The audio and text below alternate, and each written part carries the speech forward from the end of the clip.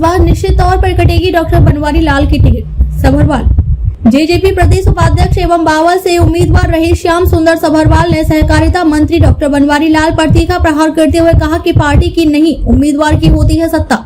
विरोधी लहर पिछले विधानसभा चुनाव में भी सहकारिता मंत्री डॉक्टर बनवारी लाल का भारी विरोध हुआ था और इस बार निश्चित रूप से उनका टिकट कटेगा क्योंकि जजपा के खाते में ही आएगी। बावल विधानसभा की सीट और दावे से कहा कि 100% इन्हें ही बावल से जजपा का टिकट मिलेगा। सभरवाल मंगलवार को अपने रेवाड़ी आवास पर पत्रकारों के सवालों के जवाब दे रहे थे। उन्होंने कहा कि एम्स संघर्ष समिति व क्षेत्र की जनता को जाता है एम्स का श्रेय, क्योंकि एम्स को लेकर सहकारिता मंत्री डॉक्टर बनवारी लाल का हमेशा नकारात्मक रवैया रहा है।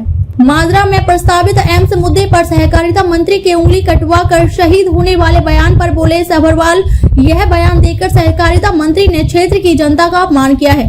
जेजेपी नेता ने किया दावा, हरियाणा में जजपा की पूर्ण बहुमत वाली बनेगी सरकार और दुष्यंत चौटाला होंगे प्रदेश के मुख्यमंत्री। प्रधान जी, चुनाव की सुगबुगाहट तेज हो गई है, क्या कुछ प्रतिक्रिया आपकी? हम लगातार पिछले 10 वर्ष से लोगों के बीच में, उनके सुख दुख में, राजनीतिक गतिविधियों में शामिल रहते हैं।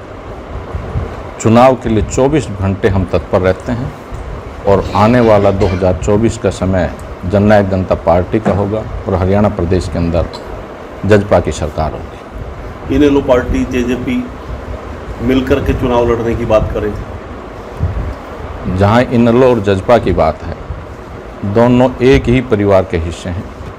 चौधरी ओम प्रकाश चौटाला जी इस परिवार के मुखिया थे और हैं। इस पे दोनों पार्टियों के शीर्ष नेतृत्व का फैसला है। जो फैसला शीर्ष नेतृत्व करेगा वो हमें मंजूर है। इस पे मैं कोई टीका टिप्पणी नहीं करना चाहता। कर्नाटक में बड़ी जीत के बाद कांग्रेस आजकल उत्साहित दिखाई पड़ रही है, जोश में है। हर स्टेट के मुद्दे अलग होते हैं। आप बात करें राजस्थान की, राजस्थान के अंदर पिछले लोकसभा चुनाव में जो बहुमत बीजेपी के पक्ष में रहा, उसके कुछ समय के बाद जब राजस्थान में विधानसभा चुनाव थे तो आपने हालात और परिस्थितियां देखी, कांग्रेस को पूर्ण बहुमत मिला। तो ये हर स्टेट के मुद्दे अलग होते हैं और समय और परिस्थितियों के अनुसार समीकरण बदलते रहते हैं। हरियाणा प्रदेश के अंदर इस तरह का कोई माहौल नहीं है। निश्चित रूप से हम बहुमत के साथ सरकार बनाएंगे। दुष्यंत चौटाला इस प्रदेश के मुख्यमंत्री होंगे। राजस्थान में जजपा चुनाव लड़ने जा रही है। राजस्थान के अंदर हमारी 28 सीटों पर तैयारी है और हम आगामी विधानसभा में 28 कैंडिडेट राजस्थान में उतारेंगे।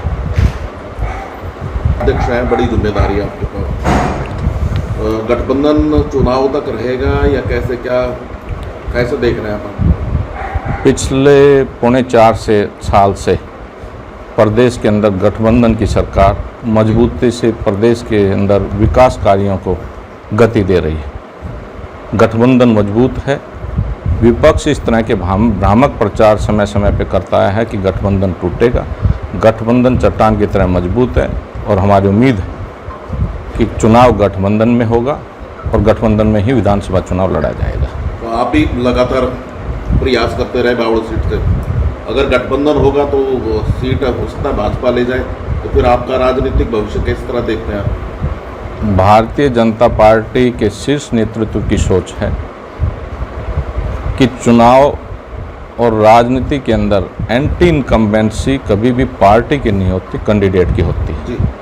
और वर्तमान में जो बावड़ से मंत्री हैं उनके बारे में आपको मेरे से ज़्यादा भली भांति पता है। आप थोड़ा खुलकर बता दीजिए ना। आपको अच्छी तरह पता है पिछले चुनाव में जिस तरह से क्षेत्र में विरोध था और इस बार जनता के अंदर विरोध है और इस विरोध के कारण भारतीय जनता पार्टी निश्चित रूप से टिकट काटेगी। कैंडिडेट का है या भाजपा का है? मैंने आपको बताया कि कैंडिडेट का ही होता है, पार्टी का नहीं होता। पार्टी भी तो है, और उसमें जो सरकार उसकी वजह से चुनाव गठबंधन में होगा। बावड़ की सीट निश्चित जननायक जनता पार्टी के खाते में होगी और जननायक जनता पार्टी बावड़ से चुनाव लड़ेगी। अगर मान लीजिए इस तरह की आती है कोई बात, तो आगे आपके पास क्या विकल्प रहेगा? अगर हम गठबंधन के और को दे दें, हम जननायक जनता पार्टी के सच्चे सिपाही हैं और दुष्यंत चौटाला जी के जो आदेश होगा उसकी पालना होगी। यानी टिकट मान के चले कंफर्म? टिकट 100% कंफर्म है और हम चुनाव लड़ेंगे। एक एम्स का बड़ा मुद्दा यहाँ चल रहा है लगातार, आज भी पूरी तरह सिरे नहीं चढ़ पा रहा। लगातार सरकार दावा कर रही है कि अक्टूबर सितंबर तक शिलान्यास भी हो जाएगा, लेकिन एक पैच अभी भी बाकी है। किस तरह देखते हैं? बावड़ की रैली में माननीय मुख्यमंत्री महोदय जी ने 2015 में एम्स की घोषणा की थी। जब लंबे समय तक इसको अमली जामा नहीं पहनाया गया तो इस क्षेत्र की जनता ने एम्स संघर्ष समिति का गठन किया और मैं आज बड़ी मजबूती से कहता हूं कि इस क्षेत्र को एम्स मिलेगा। लेकिन एम्स मिलने का जो माध्यम होगा वो इस क्षेत्र की जनता और एम्स संघर्ष समिति और क्षेत्र की जनता के संघर्ष से एम्स इस क्षेत्र को मिलेगा। योगदान है इसमें? सरकार के योगदान के बगैर तो संभव ही नहीं हो सकता कोई चीज़। जी। और जिस तरीके से आप जनता को और उसको दे रहे हैं संघर्ष समिति को, देखो क्या जिस तरह के भाजपा नेता राव इंद्रजीत सिंह की बात कर ले, डॉक्टर बनवारी लाल मंत्री की बात कर ले, तो वो भी श्रेय ले रहे हैं। इस मामले में अगर हम बात करें स्थानीय मंत्री की, बावड़ से जो मंत्री हैं उनका नकारात्मक रवैया जी। इस बात से बिल्कुल स्पष्ट होता है कि इस क्षेत्र की जनता कुछ लोग चुनिंदा लोग और एम्स संघर्ष समिति उंगली कटवा करके शहीद होना चाहती। इस क्षेत्र की जनता का और एम्स संघर्ष समिति का अपमान है और इसका खामियाजा तो चुनाव में उनको उठाना ही पड़ेगा।